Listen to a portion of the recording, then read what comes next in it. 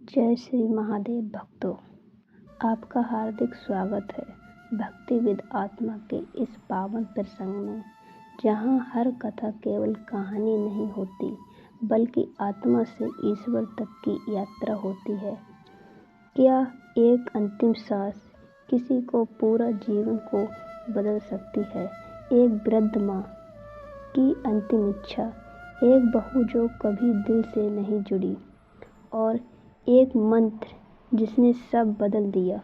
अब सुनिए एक ऐसी कहानी जो आपके हृदय को भीतर से छू जाएगी।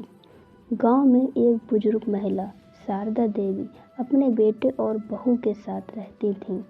उम्र के साथ उसका शरीर कमज़ोर हो चला था, लेकिन मन अब भी मंदिर की घंटियों की तरफ निर्मल और भक्तिपूर्ण था। उसका बेटा रवि शहर में नौकरी करता था और बहू घर संभालती थी। सुमन पढ़ी लिखी, तेज और व्यस्त स्वभाव की थी। वह शारदा देवी की सेवा करती थी, लेकिन उसके व्यवहार में कोमलता और श्रद्धा की कमी थी। एक दिन शारदा देवी की तबीयत अचानक बहुत बिगड़ गई। डॉक्टरों ने कहा, अब इनकी सांसें गिनी चुनी हैं, जो कुछ कहना है कह लीजिए। रवि घबरा गया और सुमन भी अस्त-व्यस्त खड़ी रही। रात को शारदा देवी ने सुमन को हाथ पकड़कर कहा, बेटी, मैं जानती हूँ तू मुझसे उतना जुड़ नहीं पाई जितना एक बहू माँ से जुड़ती है, लेकिन मैं तुझसे एक आखिरी प्रार्थना करती हूँ। मेरी अंतिम सांस उस भगवान शिव के नाम पर हो। कृपा करके मेरे पास बैठकर महामृत्युंजय मंत्र का जाप कर दे। सुमन चौंकी। वो शिव को मानती थी, लेकिन कभी मन से पूजा नहीं की थी। फिर भी उस रात वह माँ के सिरहाने बैठी और बोली, ओम त्र्यंबकम यजामहे सुगंधिम पुष्टिवर्धनम।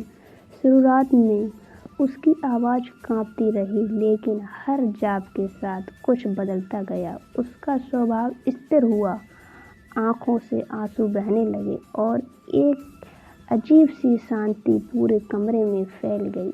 सुबह हुई तो शारदा देवी की आत्मा शांत हो चुकी थी, पर जाते जाते वो अपनी बहू को भगवान से जोड़ गई।